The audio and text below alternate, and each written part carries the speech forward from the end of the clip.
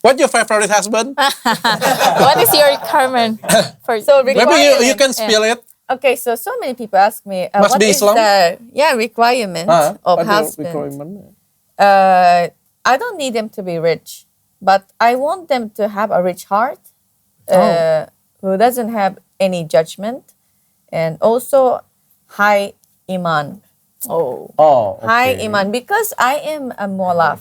I need a strong imam in our family if I'm going to get married. You know, I need a strong imam who can read me, who can read our kids, and be a leader of our family. So if you can recite beautiful Al-Fatihah, show me. And then maybe I choose you, no?